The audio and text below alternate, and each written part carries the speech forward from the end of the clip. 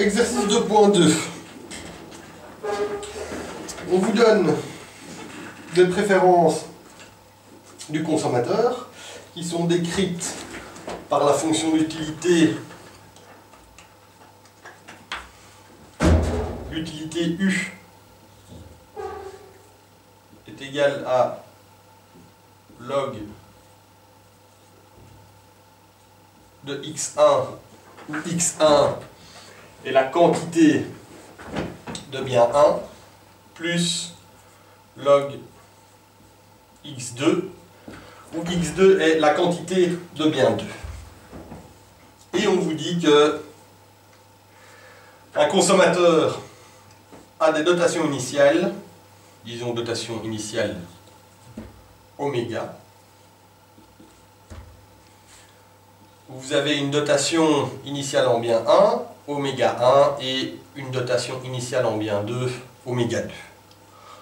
On vous dit que la dotation initiale en bien 1, oméga 1,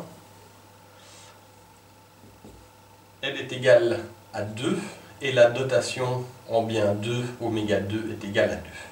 Donc, on vous donne un consommateur qui a une fonction d'utilité U, qui est log de x1 plus log de x2, et on vous dit que ce consommateur a des dotations initiales dans chacun des deux biens. La dotation initiale en bien 1, oméga 1, c'est 2, donc vous avez une dotation initiale de 2 unités de bien 1 et une dotation initiale de 2 unités de bien 2. Première chose qu'on vous demande, on vous demande de construire et de tracer la contrainte de budget du consommateur. Après quoi, on vous demande de montrer ce qu'il se passe lorsqu'il y a une augmentation du prix du bien 1. Alors, qu'est-ce qui apparaît dans votre contrainte de budget? Eh bien, votre contrainte de budget, elle vous dit que votre revenu ne peut pas être supérieur à vos dépenses. Donc, vous avez votre revenu. Votre revenu, il est constitué par la valeur de vos dotations initiales. Donc, si vous avez une dotation initiale en bien 1 égale à oméga 1, la valeur de cette dotation initiale en bien 1, c'est le prix du bien 1 fois votre dotation initiale en bien 1. Et la valeur de la dotation initiale en bien 2, c'est la dotation initiale du bien 2, la quantité de bien 2 qu'on vous donne initialement, fois le prix P2 de ce bien. Et donc vous avez la contrainte de budget qui est telle que votre revenu, qui est donné par la valeur des dotations initiales, est égal à vos dépenses. Vous consommez deux biens, le bien 1 et le bien 2. Si vous consommez x 1 unité de bien 1, eh bien cela vous coûte cette quantité de bien 1 fois le prix du bien 1. Ça, c'est les dépenses en bien 1, P1 fois x1, plus les dépenses en bien 2, P2 fois x2. Donc là, vous avez construit votre contrainte de budget. Et vous savez que oméga 1 est égal à 2 et que oméga 2 est égal à 2. Donc, vous pouvez dire que vous avez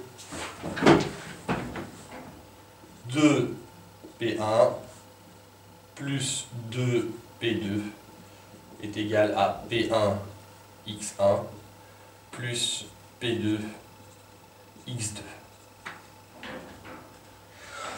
Voilà votre contrainte de budget. Maintenant, vous voulez tracer le graphique de cette contrainte de budget. Donc qu'est-ce que vous faites? Vous isolez x2. Donc vous écrivez x2. x2 c'est égal à quoi? C'est égal à 2p1 plus 2p2.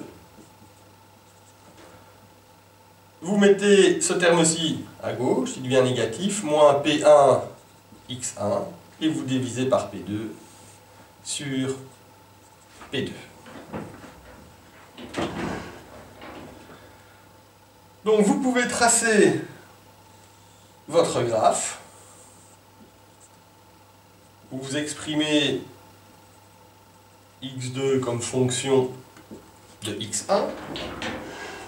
Alors pour tracer, c'est une droite. Pour tracer cette droite, eh bien, vous prenez lorsque x1 est égal à 0, ce terme-ci disparaît, donc il vous reste 2p1 plus 2p2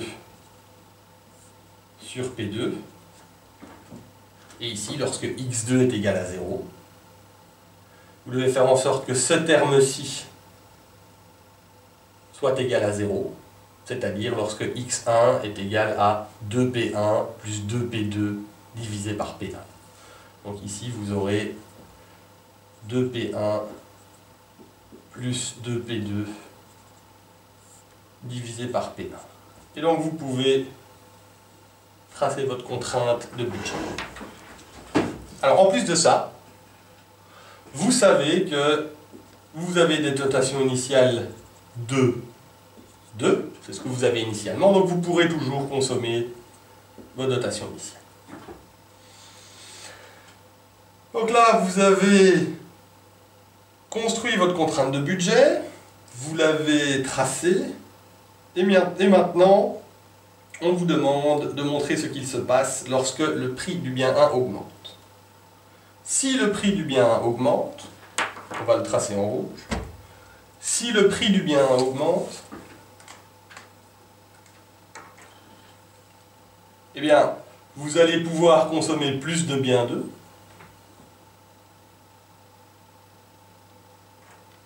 Vous allez toujours pouvoir consommer vos dotations initiales. Ici, vous voyez que si P1 augmente, vous avez l'intercept vertical qui augmente, alors que l'intercept horizontal diminue. Donc, vous avez votre contrainte de budget qui subit une rotation, toujours en ce point des dotations initiales. Alors, pourquoi vous avez ça? Eh bien, si le prix du bien 1 augmente, ça veut dire que vous êtes initialement plus riche. Okay. Votre revenu est de P1 oméga 1 plus P2 oméga 2. Donc, si P1 augmente, vous êtes initialement plus riche. Mais le prix du bien 1 augmente, donc vous pouvez en consommer moins. Donc vous avez un effet revenu, vous êtes plus riche. Maintenant, si vous décidez de consommer plus de bien 1, vous êtes plus riche, mais ça vous coûte plus cher. Et au finish, vous allez pouvoir consommer moins de bien 1. Alors que si vous consommez, disons, uniquement du bien 2, vous êtes plus riche.